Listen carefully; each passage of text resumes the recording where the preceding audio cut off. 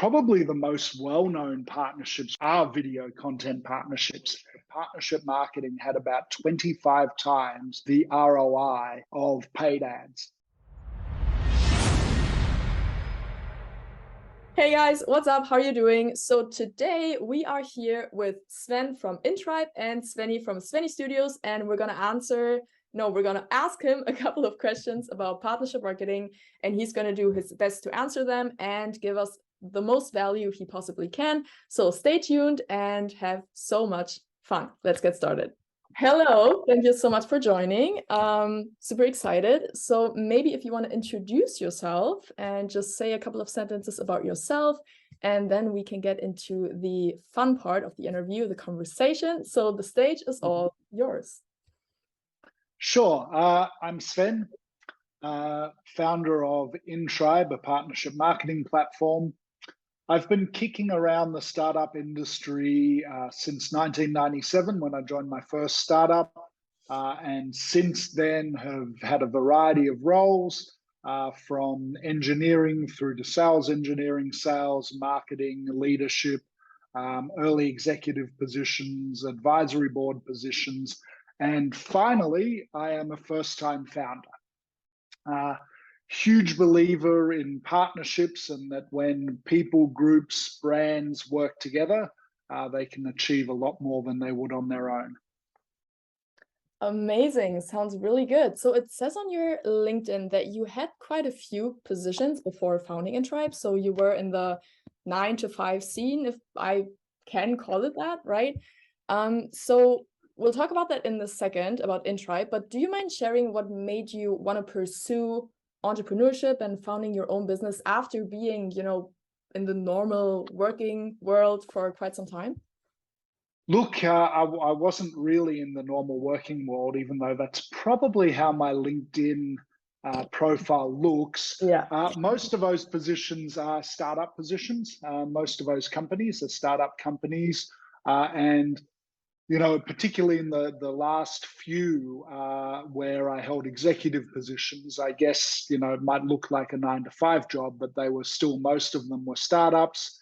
Okay. And the last few were actually consulting positions. I had my own consulting firm, consulting to US and Canadian tech startups and helping them grow and expand into Europe and into Asia. So there you'll probably notice a few international sales roles or international BDM roles. They actually all wrapped up into a consulting business. Okay, gotcha. And then just to answer that original question, though, ever since I joined my first startup back in 1997, a company called WatchGuard Technologies, which still exists, floated on the NASDAQ during the first tech boom, survived the tech crash, and then eventually got bought out by a private equity company. Really, since the beginning, it's something that I've always wanted to do and had started a number of side hustles along the way and had always been involved in startups. I did go back to big corporate for a while to help with some corporate renewal or restructuring. An old school tech company that was acquiring startups. I took a role there to help integrate these startup acquisitions as part of a business turnaround or a corporate turnaround. But that was the last time. And that is probably the last time I ever do something like that again. Okay, gotcha, cool. So so from what you told me, none of your positions prior were really, especially marketing, right? So, because again, Intribe, which we're going to talk about in a second, is mainly a marketing startup. So what made you want to pursue a startup in the marketing realm? Like, was it a particular pain point you noticed during your own journey? How did that happen? Look, I was literally solving my own problem. I had worked a lot with marketing as a sales leader. I've always believed that marketing and sales are two sides of the same coin, and had been lucky to work with a number of marketing leaders, some exceptional marketing leaders in my career that, were of a similar belief. So in some organizations, and particularly traditional sort of old school corporate, marketing and sales are always fighting and finger pointing.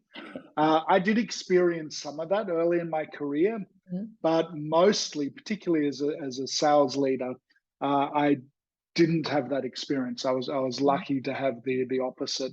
The other thing with startups, and particularly in my early career, where I often held first in region positions, so an American startup that had raised capital was usually by that stage at Series A or Series B. I would be the first person in the Asia Pacific or the first employee internationally. And in that kind of role, even though they're primarily sales roles that open up regions like that, you usually wear many hats. So you hire the PR company, you hire the content agency. Yes, they work with headquarters, but you wind up just doing a lot because there is nobody else. And so I had my hands in marketing on and off for a while in small pieces. And then as I got more into executive roles, often did lead regional marketing teams as part of that role. But the Intribe and the partnership marketing specifically is what has really fired me up. A lot of my career was working with partners, but in a different capacity, primarily channel partners, whether they be consulting firms, resellers, distributors, retailers, retail chains in some cases, once I moved to the consumer side of tech. It was really one startup in particular. It was a Chicago startup that I was running global sales for. And we had this amazing speaker. And it was really the first Bluetooth speaker that attempted to, or actually successfully, solve the problem of high-end audio over Bluetooth. So we really created these amazing speakers. And as a salesperson setting up sort of global retail channels, and particularly in Germany or in Europe, we were very successful with MediaMarkt, getting them onto the shelves at MediaMarkt. The trouble was they weren't moving off the shelves because nobody knew about them, nobody had heard them. The buyers all got samples and could listen to it, and the buyers were so excited by it, but we weren't getting that sell-through. And so I kept arguing with the founder, lovely guy, but he had been burnt by every marketing agency under the sun and really despised marketing.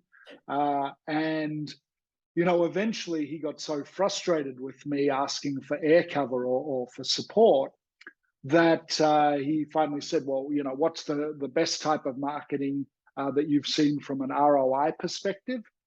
And I really went back to an experience back in sort of 2008 through 2012, where I was working for a startup called Contour. I was running global sales, and we had these partnerships with Red Bull, with Ducati, with Burton, all these amazing brands. And when, we were a competitor to GoPro for 5 years until we weren't.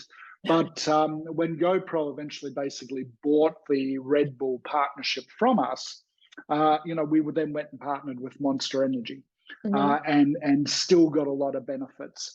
And so that really stuck with me, although I wasn't responsible at the time for creating partnerships. What I did do a lot of was work with those partners in global retail. So we would have Red Bull athletes come to the stores throughout Europe, or we would go in the US and we'd participate with Red Bull Rampage, and we'd have a little tent on top of these mountains.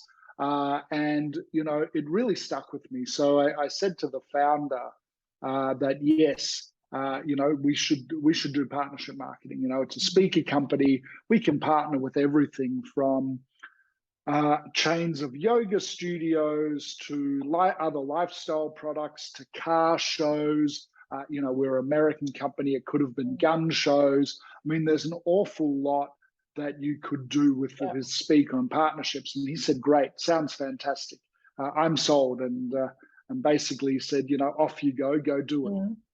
And I very quickly realized that basically I had another sales job on top of my full-time sales job already at a startup. So I was already doing 60 hours a week. And now I was out there making lists of potential partners, doing LinkedIn cold outreach, and going through all of that. And it was hours and hours of work on top of my day job. I bet. And we're talking about 2017 timeframe. And I was like, there must be a platform for this. And there wasn't. Or I couldn't find one. And so that was really it. It stuck with me for a while. I continued to do partnerships and did find some successful partners. But overall, it was a lot of hard work. And so I started working on it very slowly. It wasn't the pace of your typical startup. Found some co-founders and we started building this as a side hustle. Okay, cool. So you kind of gave away now what Intribe is. It is a partnership marketing platform for brands and companies to launch campaigns, have mutual campaigns, kind of like increase their ROI, meet more people, reach more people. So I kind of want to get back into the point of the ROI, because when we're talking about partnership marketing, we can't not talk about Facebook ads in comparison, right? Because I think with partnership marketing, it's kind of like the alternative to running paid ads, paid Facebook ads. If we're talking about in terms of the ROI, how in particular is partnership marketing better or different than Facebook ads in terms of ROI? Look, the only definitive report that has come out is one that's about 5 years old. Was done by American Express. And they did some market research around partnership marketing and basically established that partnership marketing had about 25 times the ROI of paid ads. And this was 5 years ago. And since then, paid ads have only gotten more expensive, particularly if you're working with competitive keywords. Over the last couple of years, paid ads have gone through the roof, but the returns now are starting to fall through the floor. So it's become very, very difficult for any small to medium business to really work with paid ads without bringing in an expensive consultant that can really optimize them for you. If we go back to the beginning of paid ads, it seemed to be like magic. And people still think of it like that you can really dial in the targeting very tightly. You can do all your split testing and the platforms figure out the best ads by default, but it just doesn't work like that anymore. And so brands are looking for alternative, particularly small to medium brands that can't buy an audience anymore like they used to. Startups are in the same boat. And so when founders do look for alternatives, there's a number of alternatives that they are, really looking at. And, I like all of them. SEO is fantastic. I've spent a lot of time focused on improving the SEO solution or situation for Intribe. But really, it's the work you do today for the benefit in 12 months, 18 months from now. And so it doesn't have that immediacy of paid ads. And referral marketing is also quite similar. Huge fan of referral marketing, but you need an audience that can refer more potential customers to you. So you can't go from 0 to 1. It doesn't help. So paid ads allow you to test messaging. They allow you to do something immediately within 24 to 48 hours. You can set up ads, even if you don't know anything. They'll be expensive or they won't do much for you, but it can be very quick. And so partnership marketing and brand collaborations really kind of solve a lot of the solutions that you can do with paid advertising. So you can do very quick and simple things. If you know, let's we're not two brands. get into that yet, because we're gonna get into that later. What kind of partnership campaigns could be cool for some brands. But another question that popped up, if we're talking about the ROI, so at Facebook ads, the investment is pretty clear. You pay money to run ads.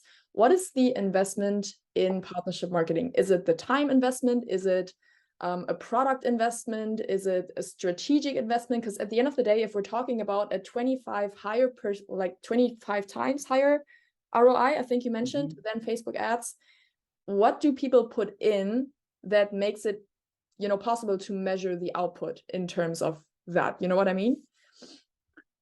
So the inputs for partnership campaigns are really flexible. So it's very, very hard to define.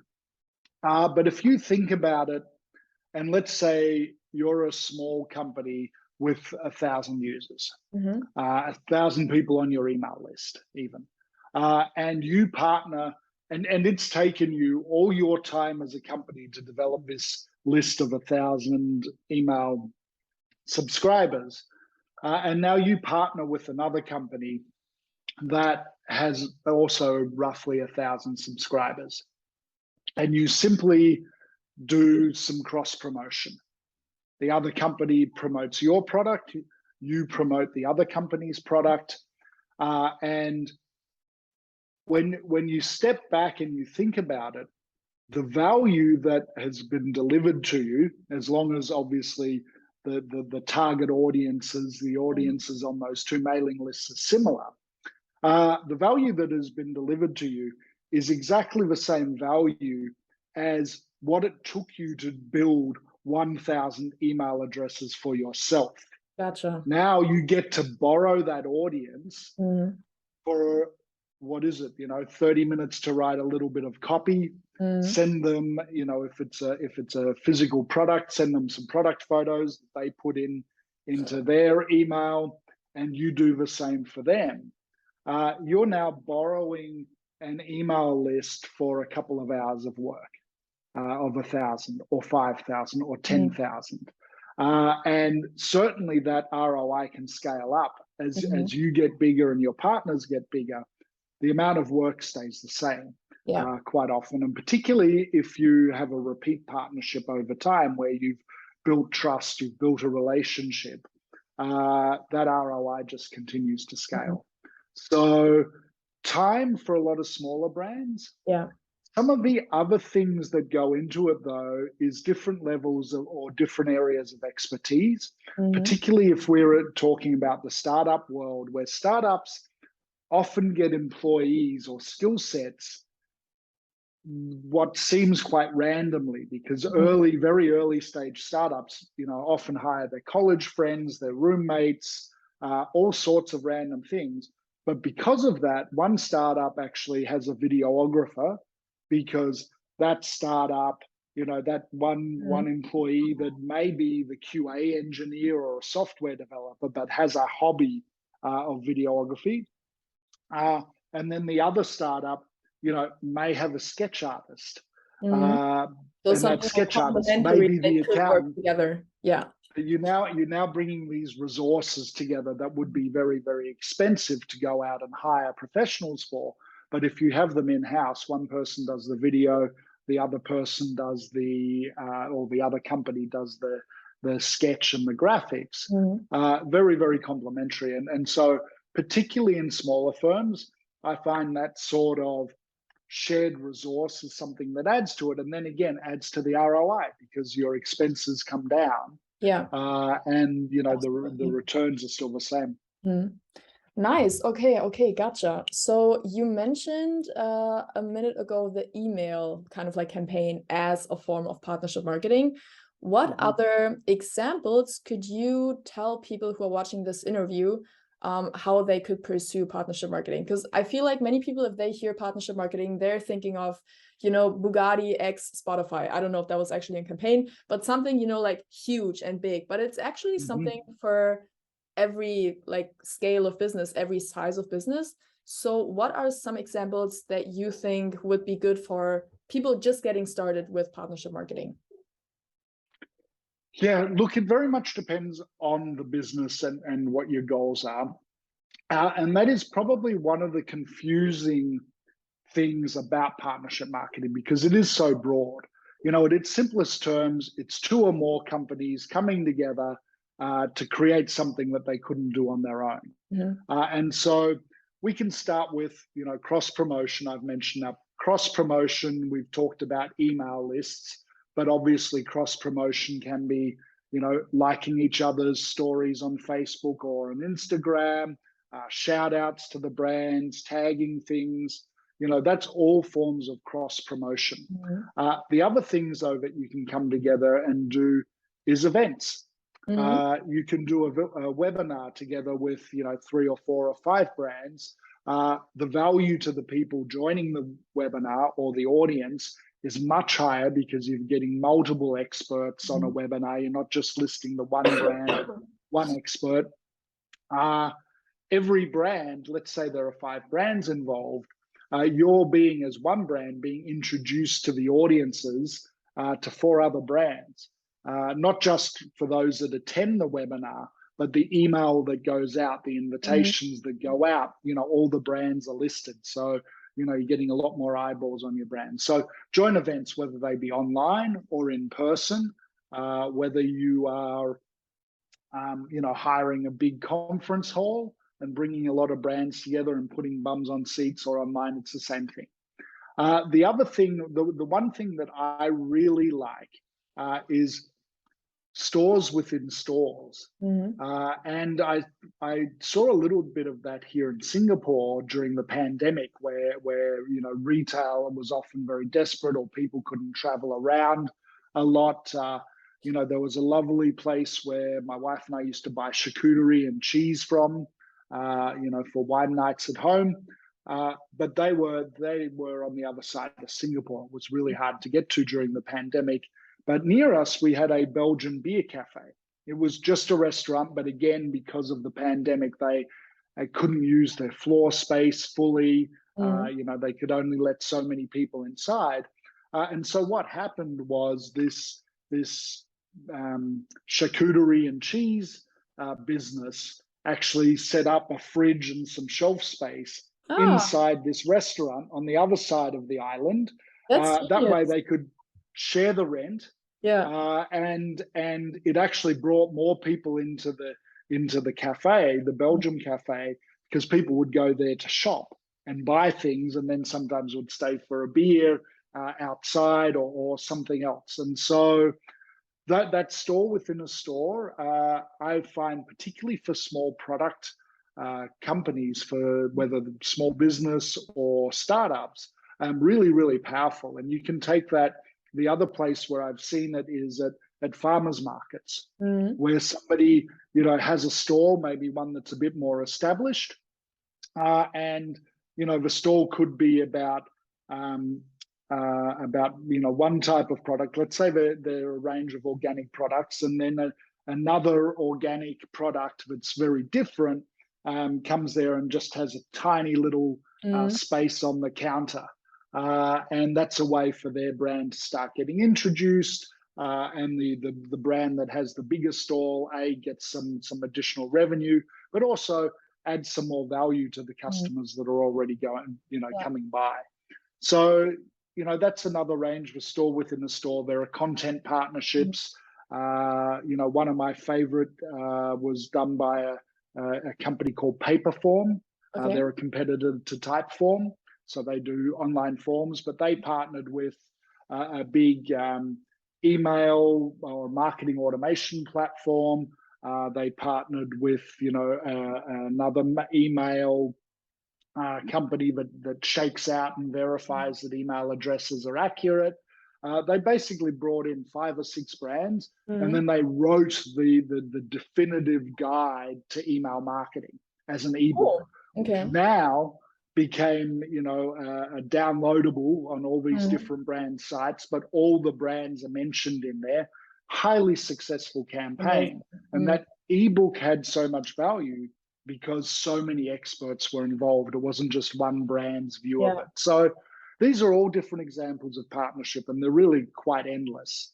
Sorry for interrupting. Another example, for example, because we're doing that right now, is the interview. Because we're partners, you know, Intribe, Svenistudios, we're partners. We're doing the interview. We're gonna publish it on the blog post. We're gonna publish it probably on YouTube, on LinkedIn. So that's maybe another idea in like a video form. Are there more video type partnerships that you can think of, and what do you like about maybe the medium video in particular? Look, probably the most well-known partnerships when people think of partnerships and brand collaborations are video content partnerships. GoPro and Red Bull. It is all about the video. It is all about the video. And Red Bull has all the athletes. Red Bull has the stadiums. Red Bull has the teams. Red Bull has, you know, all of that. And GoPro are now the world's experts in point of view video and jamming small cameras into interesting places. And together, they create so much more than they would do on their own. And, you know, to the point of somebody base jumping from outer space, that's a huge partnership, and it was a huge project for both brands. But even though they're both huge brands globally, much easier to pull it off by working together. And so to me, video partnerships are some of the most interesting partnerships out there. When I was working for a company, a startup called Optics, that made a very, very small wearable camera, we had some really unique partnerships, and one of my favorite was with a graffiti artist. And simply because the cameras were so small, you could have it by the nozzle of the spray paint can. You could have it, you know, from all sorts of different angles, but it was the artist doing the work, and you know, we were just the tool to create the video. But once the video was done, which was really cool, of course, we both promoted it. The artists promoted it through their channels, and then we promoted it through all of our channels. And it was really, really powerful. And although a lot of people viewed us as, even though we tried to be more of a lifestyle brand, they were viewing us as an action sports brand, because a few of us had come from action sports. Some of our influencers were, you know, action sports athletes. And this helped us with a number of things. It gave us interesting content, but it helped broaden our brand appeal as well. So super powerful. Nice, cool. Okay, so definitely video, one of the top ones up there. I think next to content marketing, maybe the store in a store concept. Very interesting. I've seen that one in like stores like Macy's or Nordstrom in the United States. They always have like pop-ups of different brands and different stores and sub-events. Thought that was really, really interesting. Maybe to kind of bring this to an end and also have one last value bomb for our audience, if you could name one tip to maximize your ROI when doing partnership campaigns, what do you think that is? One tip. Yes. Look, I would say just be really clear about what the goals of the campaign are and who does what. You know, harking back to the California action sports industry, all of the marketing leaders know each other, have worked with each other. They're very, very casual about creating partnerships. It really amazed me. You know, a lot of people that are new to partnerships want to create complex contracts and really get bogged down in the what ifs, because these people trust each other and have worked together. They're very, very flippant. They're building partnerships via WhatsApp, via quick emails. But what is consistent, even though it's very casual, it's still very specific. It's, you know, here's the dates, here's the collateral that's required from each of the brands. You know, here's who will promote it, how they will promote it, and everybody agrees. And even if it's just a WhatsApp group from all the different bands, but everybody's like, yes, we will do this, we'll do that. And so that's the, I think the key point is really just to get really clear and specific. And I think if you can do that very early on in creating a campaign, it's easier. I will add a second value bomb, if you like. You're breaking the rules here. No, I'm just kidding. Go ahead. I just think it's really important, particularly for brands or for people starting out with partnerships. Just like in real life, you don't marry the first person you date. Well, some people do, but in general, I think most people wouldn't advise that. So it's the same thing with partnerships. Start small, go out on a small date first. A simple, just promote each other on socials, see the consistency, get a feeling for what it feels like, and see if you can build a relationship for bigger partners or a bigger partnership campaign. But small collabs, things like that, they're less risky, they're easy to organize, and you can test the waters. Yeah. And then when you get a little more experience, or you get to know a brand, you get to see how things work, then you can commit to the bigger campaigns where maybe you use outside agencies as well, and there's more money involved. So, date a little before you get married, I think really does apply to partnerships or brand partnerships. Nice. Yes, definitely. And to real life as well, guys. Date before you marry. Cool. Awesome. Thank you so much for this interview, guys. I hope you learned about partnership marketing and the types of partnership campaigns you could launch for your own business. Thank you so much, Sven, for taking the time and for launching Intribe, a platform that literally makes it so easy to launch your first partnership campaign. You'll find the whole scripture of the interview in our blog post. We're going to link it below this video, so make sure to check it out and check out Sven and Intribe. And thank you so much for watching. Take care. Bye. Fantastic. Bye, everyone.